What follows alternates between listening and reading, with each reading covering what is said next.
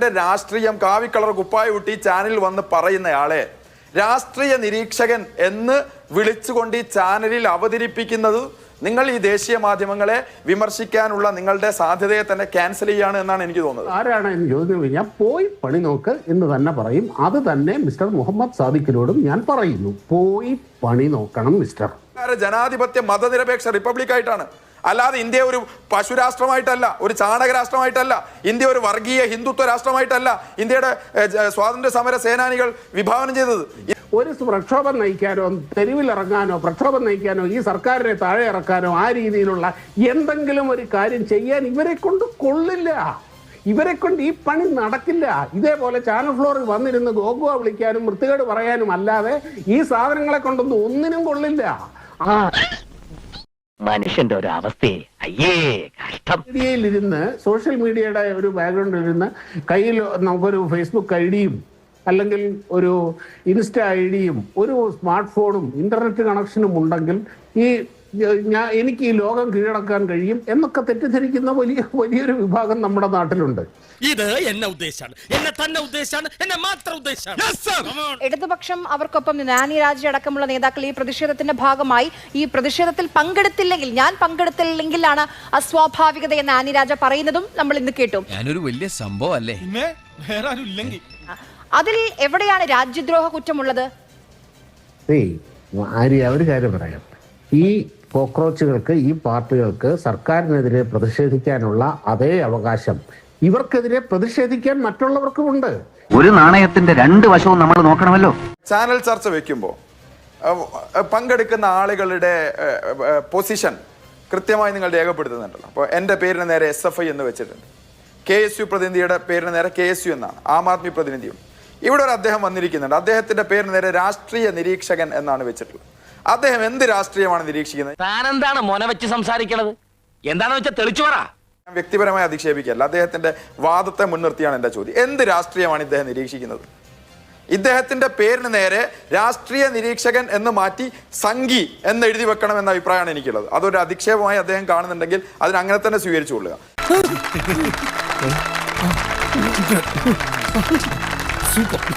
കൃത്യമായി RSSന്റെ രാഷ്ട്രീയം ശാഖകളിൽ നിന്ന് ഉൽപ്പാദിപ്പിക്കുന്ന ഈ രാജ്യത്തെ സാധാരണ മനുഷ്യരെ മതത്തിന്റെയും ജാതിയുടെയും പേരിൽ ഭിന്നിപ്പിക്കുന്ന, ഭരണകൂടത്തിനെതിരായ സമരങ്ങളെ രാജ്യദ്രോഹമായി മുദ്രകുത്തുന്ന സംഘപരിവാരത്തിന്റെ രാഷ്ട്രീയം കാവിക്കളർ കുപ്പായ ഊട്ടി ചാനലിൽ വന്ന് പറയുന്നയാളെ രാഷ്ട്രീയ നിരീക്ഷകൻ എന്ന് വിളിച്ചുകൊണ്ട് ഈ ചാനലിൽ അവതരിപ്പിക്കുന്നത് നിങ്ങൾ ഈ ദേശീയ മാധ്യമങ്ങളെ വിമർശിക്കാനുള്ള നിങ്ങളുടെ സാധ്യതയെ തന്നെ ക്യാൻസൽ ചെയ്യാണ് എന്നാണ് എനിക്ക് തോന്നുന്നത്.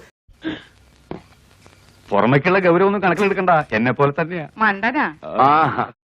ഇത്തരം ആളുകളൊന്നും രാഷ്ട്രീയ നിരീക്ഷകരല്ല, അവൻ RSSകാരാണ്, സംഘികളാണ്. ഇപ്പൊ ഇദ്ദേഹം ഇവിടെ പറയാണ്, ജനാധിപത്യ രാജ്യത്ത് ഒരു കൂട്ടർക്ക് പ്രതിഷേധിക്കാൻ അവകാശമുണ്ടെങ്കിൽ ആ പ്രതിഷേധിക്കുന്നവർക്കെതിരെ പ്രതിഷേധിക്കാനും അവകാശമുണ്ട്, ശബ്ദിക്കാനും അവകാശമുണ്ട്. ശബ്ദിക്കുകയാണോ ചെയ്തത്? രാജ്യത്തെ മുതിർന്ന നേതാക്കൾ, CPIയുടെ നേതാവ് ആനി രാജ ഉൾപ്പെടെയുള്ള ആളുകളെ ഇന്ന് മർദ്ദിച്ചു എന്നുള്ളതാണ് പുറത്തു വരുന്ന വാർത്തകൾ. കിട്ടേണ്ടത് കിട്ടിക്കഴിഞ്ഞാൽ തോന്നേണ്ടത് തോന്നാൻ ഇത്തിരി സമയം നല്ലതാ. ഇന്ത്യ രാജ്യത്ത് ഭരിക്കാനുള്ള മാൻഡേറ്റ് ജനങ്ങൾ വോട്ടിലൂടെ നൽകിയിട്ടുണ്ട്.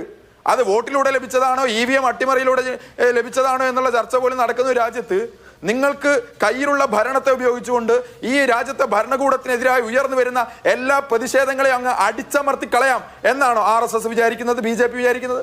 ഇനിയും നമ്മൾ പറയണം, നിങ്ങൾ ഈ പോക്ക് പോയാല് അവസാനം ശ്വാസം വിടാൻ പോലും ഓരുടെ അഭിപ്രായം ചോദിക്കേണ്ടി വരും. എന്തോ സ്വാതന്ത്ര്യ സമര സേനാനികൾ ഈ രാജ്യത്തെ വിഭാവനം ചെയ്തത് ഒരു സ്ഥിതി സമത്വ പരമാധികാര ജനാധിപത്യ മതനിരപേക്ഷ റിപ്പബ്ലിക് ആയിട്ടാണ്, അല്ലാതെ ഇന്ത്യ ഒരു പശുരാഷ്ട്രമായിട്ടല്ല, ഒരു ചാണക രാഷ്ട്രമായിട്ടല്ല, ഇന്ത്യ ഒരു വർഗീയ ഹിന്ദുത്വ രാഷ്ട്രമായിട്ടല്ല ഇന്ത്യയുടെ സ്വാതന്ത്ര്യ സമര സേനാനികൾ വിഭാവനം ചെയ്തത്. ഇതെങ്ങനെ RSSന് മനസ്സിലാവാനാണ്?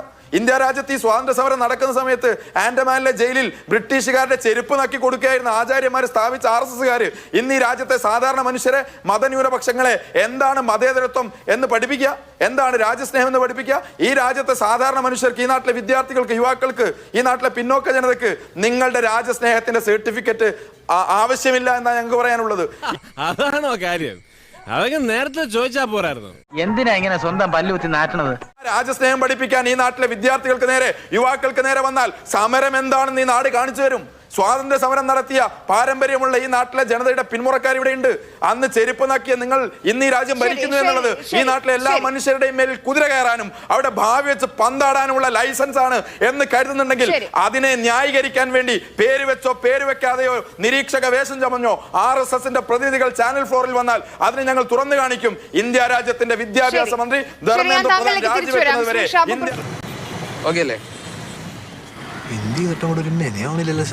നീ നമ്മളെ ഇങ്ങോട്ട് പാസ് കയറാ ആര്യ എന്നെ വിളിച്ചത് ഇവിടുത്തെ മാതൃഭൂമി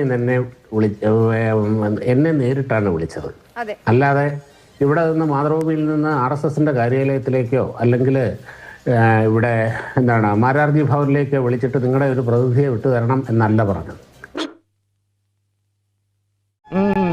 എന്നിട്ട് എന്നെ നേരിട്ടാണ് വിളിച്ചത്. പിന്നെ അദ്ദേഹം പറഞ്ഞത് ഞാൻ ചാനൽ രാഷ്ട്രീയ നിരീക്ഷകൻ എന്ന് പറഞ്ഞ് ഇവിടെ വന്നിരിക്കുന്ന ഒരാൾക്ക് അയാൾക്കെന്ത് രാഷ്ട്രീയമാണുള്ളത്? മിസ്റ്റർ സാദിഖ്, എനിക്ക് നല്ല വ്യക്തമായ രാഷ്ട്രീയമുണ്ട്. രാഷ്ട്രീയ നിരീക്ഷകൻ എന്ന് പറഞ്ഞു ഒന്നിന് തന്നെയാണ് ഞാൻ വരുന്നത്. കാരണം ഞാൻ ഒരു രാഷ്ട്രീയ പാർട്ടിയും റെപ്രസെന്റ് ചെയ്തല്ല വരുന്നത്. പക്ഷേ എനിക്ക് എൻ്റെതായ വളരെ കൃത്യമായ രാഷ്ട്രീയമുണ്ട്. ആ രാഷ്ട്രീയം ഞാൻ പറയുകയും ചെയ്യും. എന്താണ് ഈ രാഷ്ട്രീയ പാർട്ടികളുടെ ലേബലിൽ വരുന്നവർക്ക് മാത്രമേ ഇവിടെ രാഷ്ട്രീയം പറയാൻ പാടുള്ളൂ എന്നൊക്കെ തിട്ടൂരമിറക്കിയാൽ പോയി പണി നോക്ക് എന്ന് തന്നെ പറയുള്ളൂ. എനിക്ക് രാഷ്ട്രീയമുണ്ട്. പിന്നെ എന്തുകൊണ്ടാണ് എന്നെ ഇവരെ BJP എന്നോ RSS എന്നോ ഒക്കെ വിശേഷിപ്പിക്കാന്ന് പറഞ്ഞാൽ RSSോ BJPയോ എന്നെ ഈ പണി ഏൽപ്പിച്ചിട്ടില്ല. ഞാൻ എൻ്റെതായ രീതിയിലാണ് ഒരു സ്വതന്ത്ര വ്യക്തി എന്നുള്ള രീതിയിലാണ് വരുന്നത്.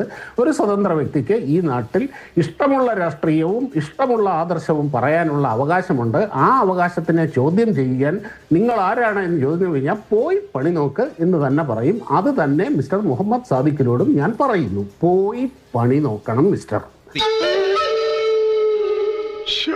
എനിക്കിഷ്ടമുള്ളത്, എനിക്ക് സൗകര്യമുള്ള രാഷ്ട്രീയം ഞാൻ സൗകര്യമുള്ള പ്ലാറ്റ്ഫോമിൽ പറയണ്ട. അത്രേ ഉള്ളൂ. ഇവിടെയും പറയും. ഇവിടെയും നിങ്ങളുടെ മുഖത്ത് നോക്കി പറയുന്നു പോയി പണി നോക്കണം മിസ്റ്റർ. എനിക്ക് സൗകര്യമുള്ളത് ഞാൻ പറയും. അത്ര പറഞ്ഞാൽ കേട്ടിരിക്കാൻ ഞങ്ങൾക്ക് സൗകര്യപ്പെടില്ല. കേൾക്കണ്ട. ഇയാള് സൗകര്യപ്പെടുവോ? പക്ഷെ എനിക്ക് പറയാനുള്ളത് ഞാൻ പറയുന്നത് മിസ്റ്റർ. ഇതൊരു നടക്ക് പോണ കേസല്ല. കാണ്ടാമൃഗത്തെ വേണേ കണ്ടോ. ഈ പറഞ്ഞതുപോലെ BJPയുടെ സംസ്ഥാന കമ്മിറ്റി ഓഫീസിലേക്ക് വിളിച്ചിട്ടല്ല ഷാബു പ്രസാദിന് എനിക്ക് ലഭിച്ചത്. അത് പ്രധാനപ്പെട്ട കാര്യം തന്നെയാണ്. കാരണം ഇന്ന് ഈ CJP വിഷയവുമായി ബന്ധപ്പെട്ട് BJP അവരുടെ ഔദ്യോഗിക പ്രതിനിധികളെ ചാനലുകളിലേക്ക് അയക്കുന്നില്ല എന്നുള്ളത് അവരുടെ നിലപാടാണ്. അതുകൊണ്ടാണ് ഞാൻ ശ്രീ ഷാബു പ്രസാദിനെ ഫോണിൽ വിളിച്ച് ഈ ചർച്ചയുടെ ഭാഗമാകണമെന്ന് പറഞ്ഞത്. ഒന്ന്, രണ്ട്, ഇതുപോലെയുള്ള ചർച്ചകളിൽ ചിലപ്പോൾ ഇപ്പോൾ ഇന്നലെ ഇതേ വേദിയിൽ ഇതേ ഫ്ലോറിൽ ഇരുന്ന് ഞാൻ ചർച്ച ചെയ്തത് CMRL വിഷയമാണ്. അന്ന് AKG സെന്ററിൽ നിന്ന് എനിക്ക് ലഭിച്ച മറുപടി അതിലേക്ക് ഇടതുപക്ഷ പ്രതിനിധികളെ തരില്ല എന്നുള്ളതാണ്. അപ്പോൾ സ്വാഭാവികമായും ഇടതുപക്ഷ നിരീക്ഷകൻ അല്ലെങ്കിൽ ഇടതുപക്ഷ സഹയാത്രികനെ വിളിക്കുക എന്നുള്ളതാണ് ചാനലുകൾക്ക് ചെയ്യാൻ കഴിയുന്ന കാര്യം. ഇതാണ് ഈ വിഷയത്തിൽ എനിക്ക് പറയാനുള്ളത്. ഇങ്ങനെ കുത്തുവാക്കുകൾ പറഞ്ഞ് അവനെ വേദനിപ്പിക്കരുത്. ഒരു കാര്യം ഞാൻ പറഞ്ഞേക്കാം, തലമറന്ന് എന്നെ തേടണ്ട.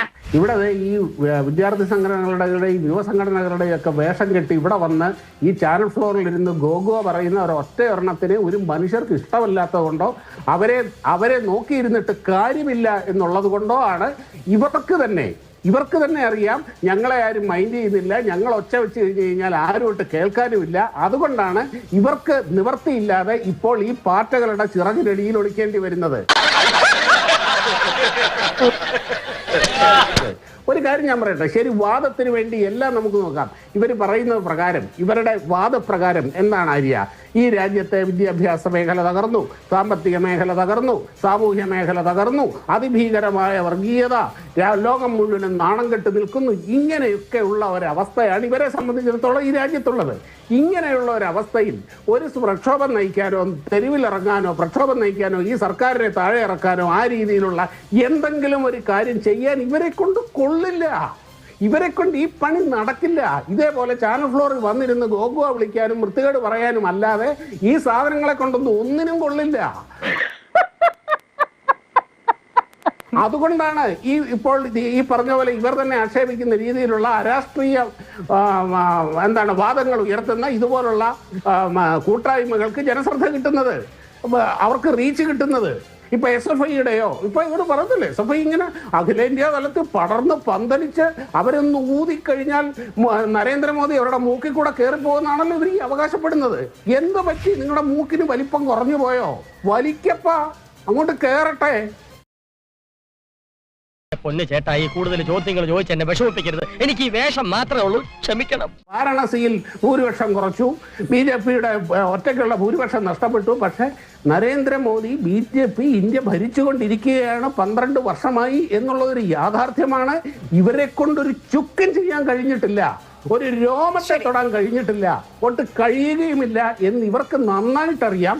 അതുകൊണ്ടാണ് ഇവർക്ക് ഇപ്പോൾ ഈ പാർട്ടികളുടെ പുറകെ പോകേണ്ട ഗതികെട്ട അവസ്ഥ വന്നിരിക്കുന്നത്. ശരി. വെറുതെ